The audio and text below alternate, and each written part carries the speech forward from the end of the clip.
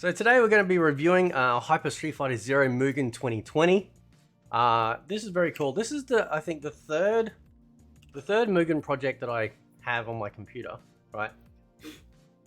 And I wanted to showcase this one because I think this is one of the more accurate depictions of an Alpha 3 Mugen project out there, right? And as always, go into the watch mode so we can see how hard the computer fights each other, and I get to talk a little bit about it and stuff. Now, what's really cool is I do love what they've done here. Normally, you just have just like the normal text for single, simultaneous, and take turns, but they've actually made it so that it feels very much like as if it was a console release of the game, which is, I really do appreciate that. So anyway, so we'll go through all the characters, all right? There doesn't appear to be any secret characters. So, I think everything that we get is on screen. We get Violent Ken in this version too, which is really cool. And we get two versions of Chunnas as well. So yeah, it doesn't and normally sometimes there's a couple of ways that they can do secret characters. Normally it's just sort of you press off to off the side of the character select screen and they show up. Otherwise, you normally just, can have it like you can press start, like double tap start button, on a character. In some of the Mortal Kombat games I've got, you can actually do that, which is really groovy. So, and there are 53 stages, which is pretty good, right? So let's have a look, right? So, so far, because one of the things that always stands out is the UI, and the UI is looking pretty crisp, so I'm pretty happy with that. It's actually a nice combination between pixelated and looking crisp, right? Like you don't want it looking pixelated because it was just bad quality. You want it to actually, if it's going to go for that aesthetic, make it so that the aesthetic looks, visually appealing. So I like this one, like I was saying, because it feels like we're getting a bit more of an authentic Alpha 3, because we got Alpha 3 Arcade, right, or in Japan, which is what they called Zero, so instead of Alpha it's Zero.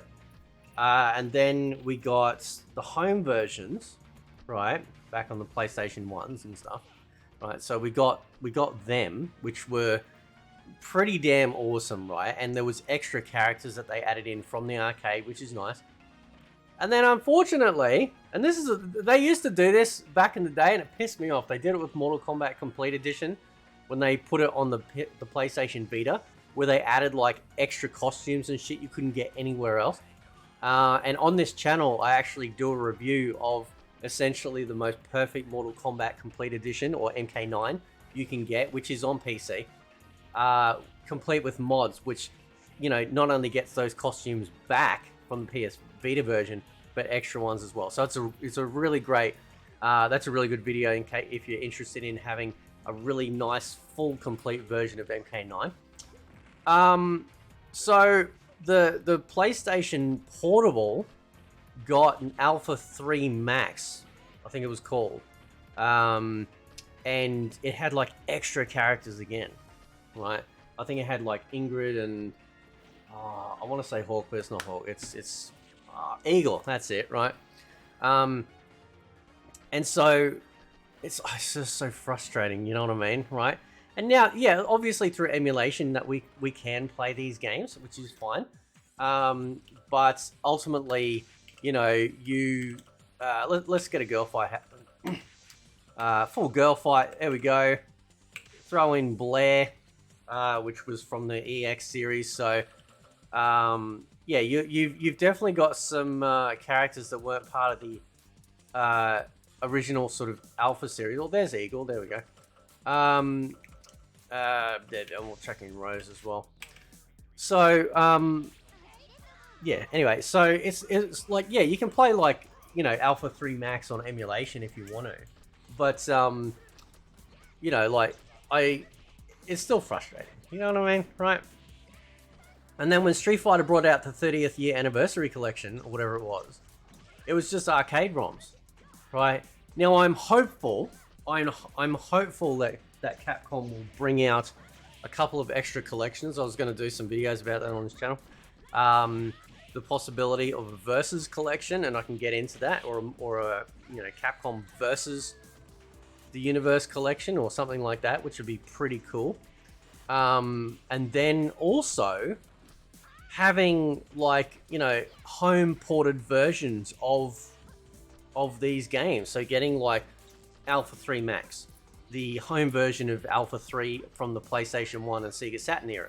Home versions of Alpha 2, Alpha 1, stuff where the game was actually modified from the original arcade release to the home console or portable. I think that'd be pretty cool, right? So doing a simultaneous match is groovy. I always love doing simul matches, especially when it's 4 shift, right? They've done the health bars really well. Like sometimes they kind of just there was a game I reviewed the other day which had a combined health bar split right down the middle, so that was pretty interesting.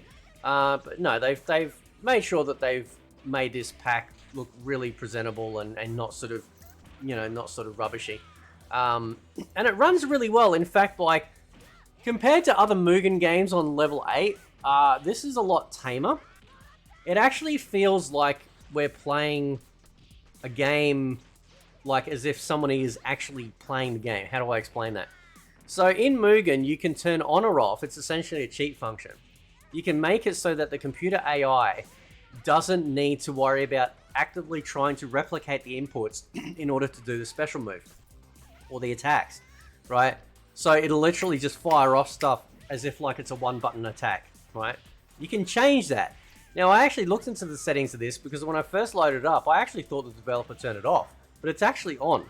So this has kind of grown on me, the fact that, it actually feels a little bit more like you're watching people fight because the AI feels a little bit more reserved in how it's fighting. Now, it's still set to the setting of 1, meaning that it's still, it's still, making it so that, actually, we'll put Akuma against, here we go, we'll do the old Alpha 1 dramatic boss fight, right? Although it was against, I don't know if, was Akuma in Alpha 1 on PlayStation? Anyway, you could fight against Bison though, it was cool, mate. Anyway, what was I saying? I can't fucking think. Anyway, it doesn't matter. Anyway, I literally had a brain fart in this video, but I'm not redoing the video, so that's just how it works on this channel. You get one take and that's it. Yes, so, I'm trying to think what it was. I was talking about the different versions.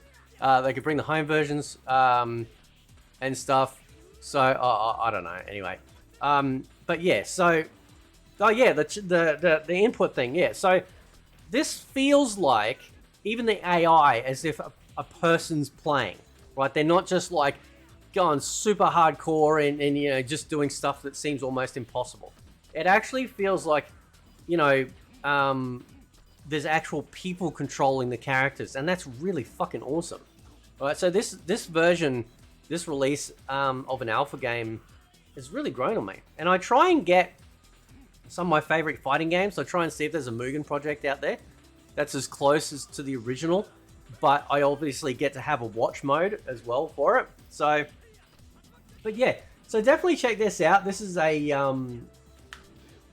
great pack. There'll be a link in the description, obviously, to download this and have a blast with it.